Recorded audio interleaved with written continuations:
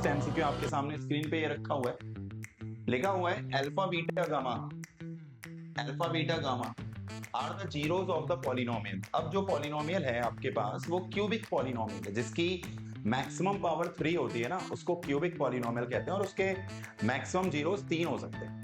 बार बार मैं maximum word क्यों लगाता हूँ, इसके पीछे रीजन है कि जरूरी नहीं है कि जितनी डिग्री हो उतने ही जीरो हो। कभी कभी ऐसा होता है कि कोई पॉलिनोमियल है, उसकी डिग्री 2 है, जीरोस एक भी नहीं होता है, रियल जीरोस एक भी नहीं होता है। आप क्लास 10th में हो तो रियल जीरोस की बात हो रही है, ठीक है ना। कभी कभी कोई ऐसा पॉलिनोमियल भी होता है जिसके एक भी रियल जीरोस नहीं होते, तो डिग्री से ये कभी मत याद कर लेना कि जितनी डिग्री होती है उतने ही जीरोस होना कंपलसरी है, ऐसा कुछ नहीं। ये बात कंपलसरी है कि मैक्सिमम उतने ही जीरोस होंगे। जैसे किसी की डिग्री 2 है तो उसके कभी 4 जीरोस नहीं हो सकते, मैक्सिमम 2 जीरोस होंगे। किसी की डिग्री 3 है तो उसके 4 जीरोस नहीं हो सकते, क्योंकि डिग्री 3 है ना, तो मैक्सिमम 3 जीरोस होंगे। इसलिए मैं बार बार मैक्सिमम वर्ड यूज करता हूं। तो यहाँ पे डिग्री 3 है, इसके मैक्सिमम 3 जीरोस होंगे, वो है अल्फा बीटा गामा। जिन्हें पहले कॉन्सेप्ट नहीं पता, साइड से पहले हम लोग इस बार कॉन्सेप्ट क्लियर कर लेते हैं इसका। सबसे पहले कॉन्सेप्ट क्लियर कर लेते हैं बेटा इसका। ये क्यूबिक पॉलिनोमियल की जनरल फॉर्म होती है ax³ plus bx² plus cx plus d, जहां पे capital A is not equal to 0। ये बगल में जो बात लिखी है, हालांकि इसका अभी इस सवाल से कोई लेना देना नहीं है, लेकिन अगर कभी भी कोई जनरल फॉर्म पूछता है ना, तो आपको ये बात बोलना भी जरूरी ही है कि capital A is not equal to 0, क्योंकि कैपिटल A अगर 0 हो गया, कैपिटल A अगर 0 हो गया तो वो अपने साथ x³ को भी ले डूबेगा, और अगर x³ चला गया तो फिर मैक्सिमम पावर 3 नहीं बचेगी, और जब मैक्सिमम पावर 3 नहीं बचेगी तो डिग्री 3 नहीं बचेगी, फिर वो क्यूबिक से क्वाड्रेटिक में कन्वर्ट हो जाएगा। इसीलिए कभी भी किसी की जनरल फॉर्म बोलो, capital A is not equal to 0 बोलना कंपलसरी होता है। तो जनरल फॉर्म क्या होती है क्यूबिक की? कैपिटल A x की power 3 plus bx² plus cx plus d। अब यहाँ पे 3 मैक्सिमम जीरोस होते हैं, तो पहला जो बेटा इसका फॉर्मूला होता है वो होता है सम ऑफ जीरोस का, सम ऑफ जीरोस का, ठीक है, जो कि होता है अल्फा बीटा और गामा, तीनों को लेके उनका सम करते हैं, और ये बेटा फॉर्मूला आपका माइनस का b अपॉन ए होना चाहिए, माइनस का b अपॉन, ठीक है, माइनस b अपॉन। एक फॉर्मूला इसमें और होता है, वो होता है sum of product of zeros taken two at a time,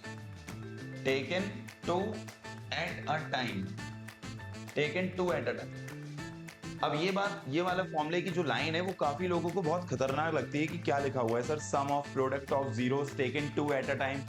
मतलब ऐसा है बेटा, डिग्री 3 है तो मैक्सिमम जीरोस बेटा कितने? 3, अल्फा बीटा और गामा। अब जिन बच्चों की थोड़ी इंग्लिश ठीक ठाक है उन्हें तो समझ आ ही गया होगा कि करना क्या है, सम तो करना ही है, लेकिन सम से पहले क्या करना है? प्रोडक्ट। काय का प्रोडक्ट? जीरोस का।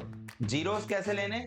Taken two at a time, एक समय में 2 जीरोस लेने। जैसे मैंने अल्फा और बीटा ले लिया, गामा को छोड़ दिया, अल्फा और बीटा ले लिया, गामा को छोड़ दिया, तो अल्फा बीटा, क्योंकि फिर क्या करना है? प्रोडक्ट, तो अल्फा बीटा, गामा को छोड़ा था, अब एक बार बीटा को छोड़ दो, एक बार अल्फा को छोड़ दो, तो फाइनली क्या बनेगा? Alpha beta, beta gamma, gamma alpha. Sir आपने ये क्या किया बेटा? 2 जीरोस लिए, उनका प्रोडक्ट करा दिया। पहले अल्फा और बीटा को पकड़ा था, गामा छोड़ दिया था, एक बार अल्फा छोड़ दिया और एक बार बीटा छोड़ दिया, हर किसी बार एक एक छोड़ा, एक बार गामा छोड़ा, अल्फा बीटा बना, एक बार अल्फा छोड़ दिया तो बीटा गामा बना, एक बार बीटा छोड़ दिया तो गामा अल्फा।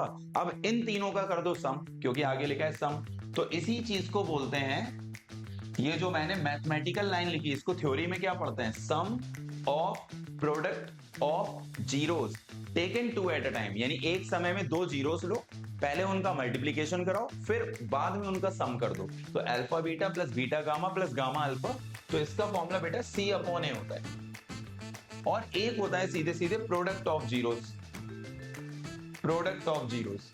तो प्रोडक्ट ऑफ जीरोस का बेटा फॉर्मूला क्या होता है? प्रोडक्ट ऑफ जीरोस का फॉर्मूला होता है alpha beta gamma is equal to minus का d अपॉन, ठीक है ना। प्रोडक्ट ऑफ जीरोस का जो फॉर्मूला होता है वो होता है alpha beta gamma equal to minus d upon product of zeros, यानी तीनों का मल्टीप्लाई। प्रोडक्ट ऑफ जीरोस से क्या मतलब हुआ बेटा? तीनों का मल्टीप्लाई, 3 जीरोस है अल्फा बीटा गामा, तो तीनों का आप मल्टीप्लाई कर दोगे, ठीक है, alpha beta gamma is equal to minus का d अपॉन। अब ये हो गया हमारा कॉन्सेप्ट, इसको हम लोग यहाँ अप्लाई कर लेते हैं सवाल में, ठीक है। ये हमारा क्वेश्चन था, ध्यान देना, ये हमारा क्वेश्चन है। वापस आते हैं हम लोग, कलर चेंज कर लें, ग्रीन से लिखते हैं, मजा आएगा ग्रीन से लिखने। चलो देखो ये लिखा हुआ है अल्फा, ये हमारा क्वेश्चन है, ये वैल्यू हमें चाहिए, ये वैल्यू हमें चाहिए, ठीक है। तो alpha beta plus beta gamma plus gamma alpha plus alpha beta gamma, alpha beta gamma, ये हमने नोट किया है कि हमें ये चाहिए, दिख रहा है साफ, बिल्कुल साफ दिख रहा है, बहुत बढ़िया। अब हम यहाँ पे alpha beta plus beta gamma plus gamma alpha की जगह जस्ट अभी हम लोग पढ़कर आए हैं, अगर आप देखेंगे, ठीक है, जस्ट अभी हम लोग पढ़कर आए हैं, अगर आप देखें तो ये पढ़कर आए हैं हम लोग कि alpha beta plus beta gamma plus gamma alpha, alpha beta plus beta gamma plus gamma alpha C upon A होता है सीधे सीधे, तो रख दो बेटा सी अपॉन ए। तो यहाँ हम alpha beta plus beta gamma plus gamma alpha की जगह सी अपॉन ए रख दे रहे, प्लस अल्फा बीटा गामा, ये भी जस्ट अभी बेटा पढ़ के आया अल्फा बीटा गामा, तो अल्फा बीटा गामा ये लिखा हुआ है alpha beta gamma equal to minus का डी अपॉन ए, माइनस का डी अपॉन ए, तो अल्फा बीटा गामा की जगह लिख देंगे माइनस का डी अपॉन, माइनस का डी अपॉन ए। अच्छा उसके बाद capital C plus minus minus d upon में ए, अपॉन में यहां तक आ गए। अब बस वैल्यू रख दो, जनरल फॉर्म आपको बताइए, जनरल फॉर्म भी तो है कि बस जिन बच्चों ये इतना बार बार दिखा रहे हैं वीक बच्चों के लिए, जो बहुत वीक हैं, जो टॉपर्स हैं वो तो आई उन्हें समझ आ ही गया होगा ना। सुनना ध्यान से, ये लिखा हुआ है general form a b c d, ऊपर से छांट लो, एक्स क्यू के बगल वाला ए होता है, एक्स स्क्वायर के बगल बी, फिर सी और फिर डी, तो आपका जो पॉलिनोमियल है वो ये देखो, तो ए का काम 1 कर रहा है, ए हो गया 1, ठीक है, ए बराबर 1 हो गया, बी बराबर हो जाएगा -1, बी बराबर -1, सी बराबर -10 और डी इज इक्वल टू -8, 1 -1 -10 और -8, ये सब लिखे हैं ABCD। वैल्यू टिका दो बेटा, सी के प्लेस पे क्या लिखोगे, सी के प्लेस पे -10 बीच में माइनस, और डी के प्लेस पे क्या लिखोगे बेटा -8 और अपॉन में ए, अपॉन में ए, और ए की वैल्यू कितनी है 1, तो आप अगर इसको सॉल्व करोगे बेटा तो -2 आ जाएगा, -2, तो हमारा A option is the correct answer, -2 हमारा इसमें सही आंसर है, ठीक है।